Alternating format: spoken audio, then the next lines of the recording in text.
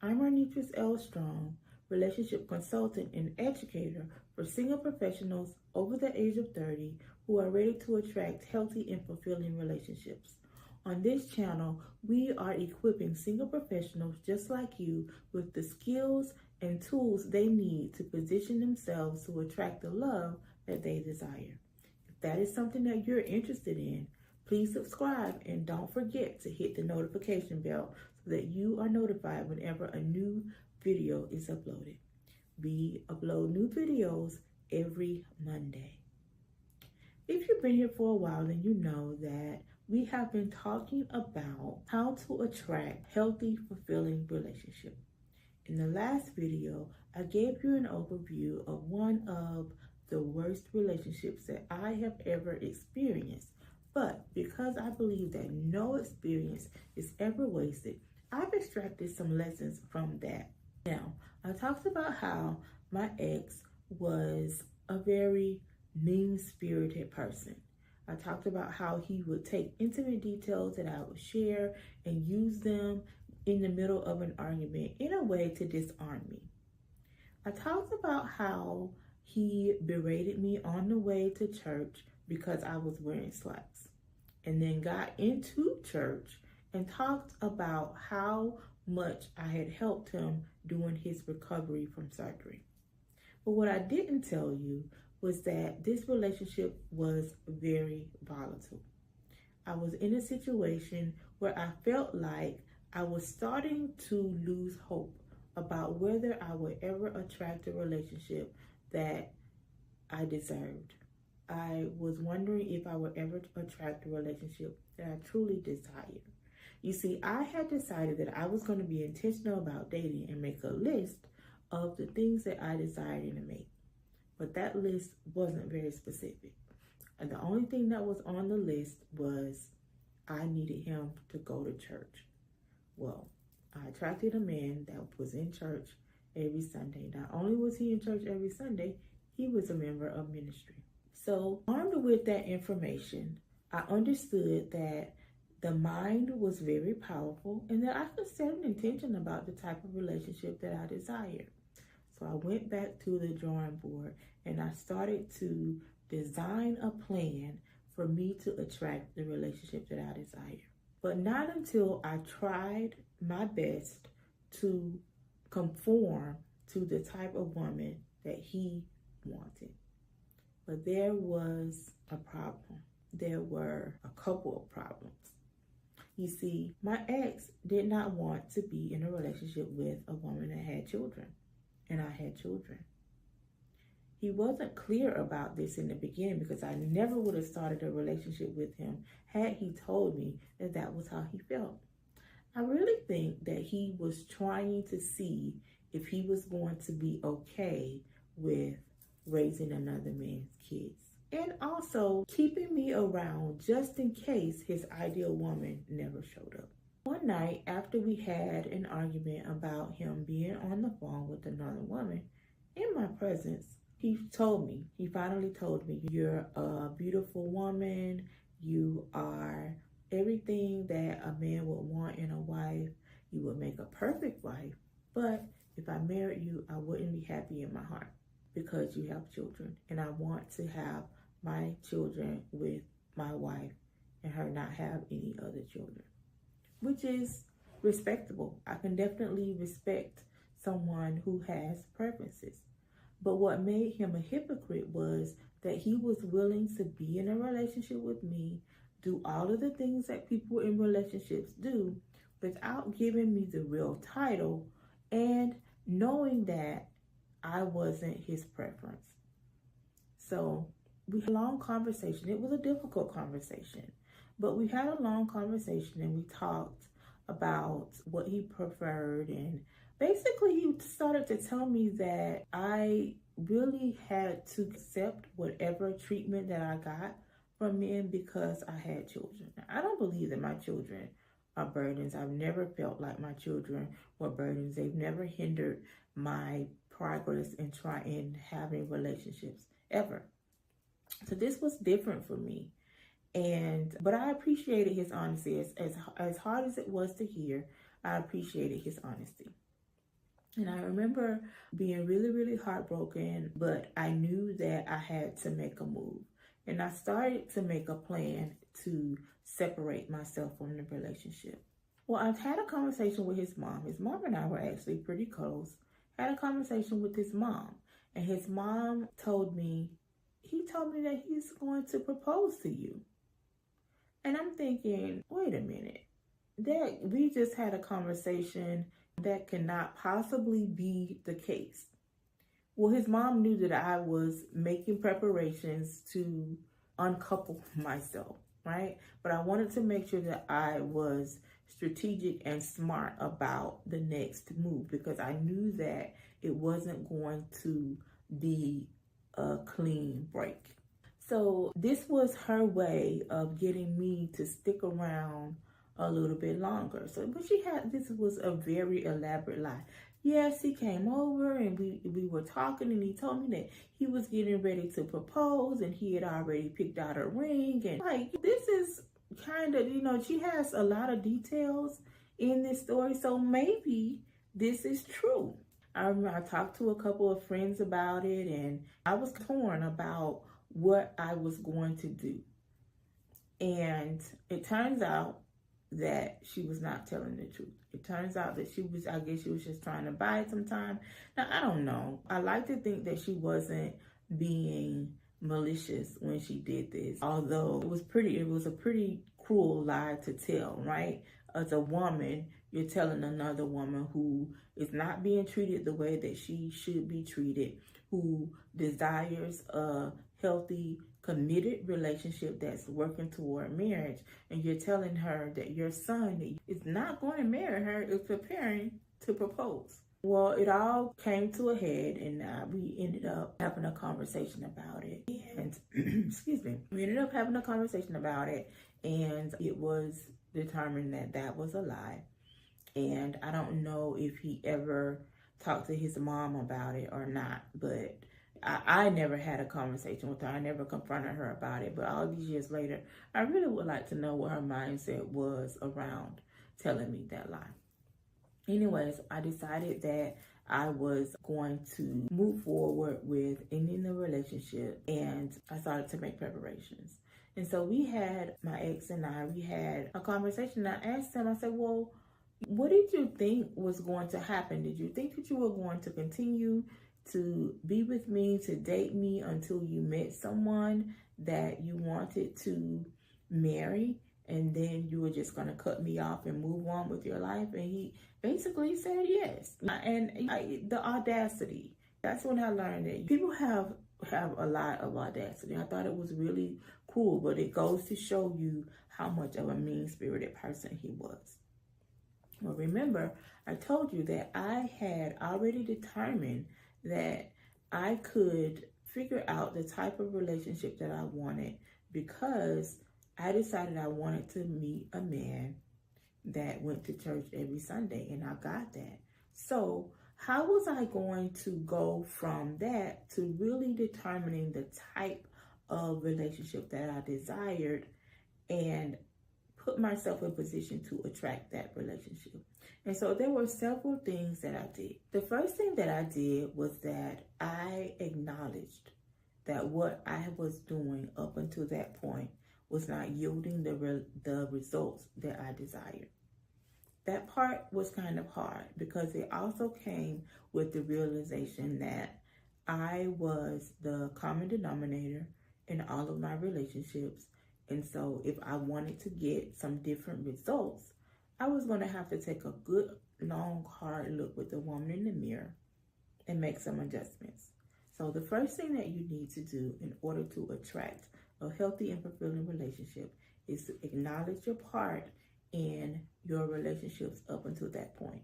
Now, it doesn't mean that there's something wrong with you. It just means that you, up until that point, did not have the skill set, the tools that you needed in order to create the reality that you desire in your relationship.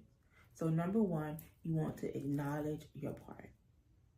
The second thing that you want to do was a little bit harder than acknowledging that I was a common denominator in my relationships.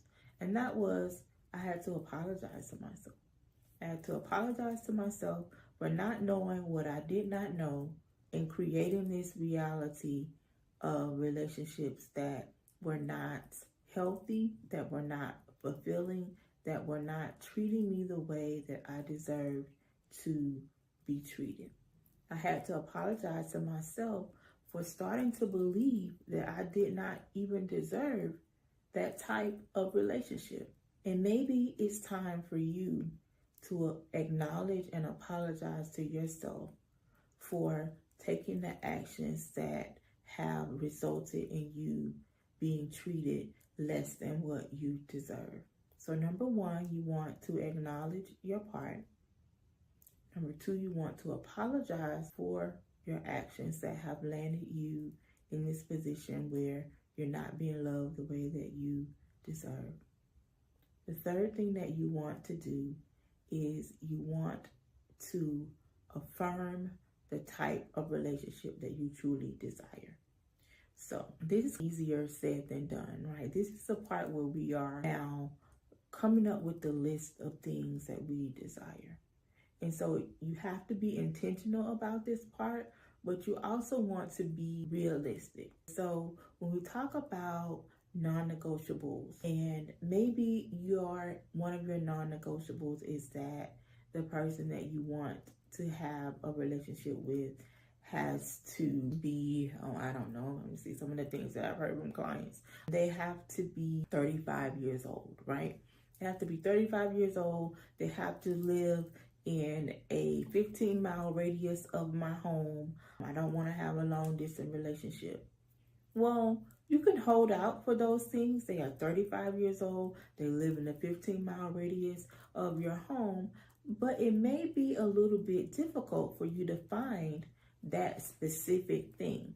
What if you affirmed things that were more meaningful to your relationship, your healthy, fulfilling relationship that you desire? What if you were specific about the type of person that they were? What if you were specific about how they resolve conflict, how they communicate, what their love languages are? Those are things that you don't want to put God in a box and have a list that is so extensive that there is no room for God to move. Because maybe the person for you is 37. Maybe the person for you is 33. Maybe the person for you lives in the next state over. Planes and cars and trains and buses exist for a reason. They are to transport people from one space to another space. And who knows, maybe 6 months down the line, you're going to be transferred to that very space where this person lives. But because you decided that you wanted someone that was within 15-mile radius of where you live, you have limited your choices. So number one, you want to acknowledge your part. Number two, you want to apologize to yourself for not knowing what you did not know. Number three, you want to affirm what it is that you truly desire in a relationship, and you want to be realistic, but you also want to leave room for God to move. Then the next thing that you want to do is that you want to align your actions with the result that you're seeking. So if you said that you want a relationship with someone who communicates in a healthy manner, someone who knows how to resolve conflict, someone who is motivated to resolve conflict, someone who has a love language that complements yours. And then this is what happens whenever we set intentions for something. We are always tested in that area to see if what we say we want is what we really want. So what is inevitably going to happen, you are going to set your intentions for this type of mate that is going to complement your life with this healthy and fulfilling relationship that you desire. And then an ex is going to pop up out of the blue with the "Hey boo" text or on a Facebook post or Instagram post. And so now you're beginning to wonder, is it fate that this person popped up all of a sudden? 9 times out of 10, it is not fate. I don't know what it is when we get on this path to elevation in any area of our lives, but it's like a bat signal to exes. Oh my goodness, they are getting on the path to finding real love and being in a healthy, fulfilling relationship. Let me go back and see how I can shake things up. So you want to make sure that your actions are aligned with your true desires. So you only want to entertain people that align with those things that you say that you want. And that part is hard. If Mr. Tall, dark, and handsome shows up and he's checking off every box, except he doesn't know how to resolve conflict, that means that they are not in alignment with the type of relationship that you want. And the more time that you spend around this person, you will find reasons to stick around longer. So if someone shows up and they are not in alignment with what you desire, you don't want to spend too much time around them, because you run the risk of forming some attachment and developing feelings for them. If the beautiful woman that you have determined that you want, she is tall and statuesque, she is well dressed, she is well traveled, she communicates well, but she is not the neatest person in the world, shows up, and you are a neat freak. Everything has to be in its place. And even after having conversations with this woman and it doesn't get any better, she may not be the right person for you, because if you enter a relationship with her, those red flags that you have dismissed are going to be the very ones that are going to drive you crazy down the road. So take heed. When you're making your list, be intentional about that list, be realistic about it, and figure out those things that are just non-negotiables for you. And then the last step that you want to do is you want to make sure that the list that you make, your lifestyle, the person that you are, your character, complements that list. You want to make sure that you are not a stark contrast to the things that you desire in a relationship. And it can be a little bit disheartening when you start to look at the list and you start to notice that maybe there are some spaces and places and room for growth for you. But you don't want to let that intimidate you. You want to aspire to be a complement to those qualities that you are seeking in a mate. You want to aspire to elevate yourself in areas that you need to improve. So that is how you attract a healthy relationship. Number one, acknowledge your part. Number two, you want to apologize to yourself for not knowing what you did not know. Number three, you want to affirm the relationship that you truly desire. Number four, you want to align your actions with the type of relationship that you want. We are not entertaining people who are in opposition to the things that we say that we want. You want to make sure that every action that you take, once you have set that intention, is taking you closer to that goal and not farther away from it. And then the last thing that you want to do is, instead of being intimidated by that list and those things that you want to let the space that is between who you are and who you desire to be, who that person that you're going to have to become in order to be a complement to the type of mate that you desire. You want to let that inspire you. And so you are going to aspire to be that person that is going to be a complement to the type of relationship that you desire. So that's what we have. So we have talked about how to attract a healthy and fulfilling relationship. I've given you several steps to take. So we have talked about the steps to attract a healthy and fulfilling relationship. If this is information that has helped you, please let me know down in the comments. I would love to know any insights, any aha moments that you have had. And next week, I will be back with a new series about redefining success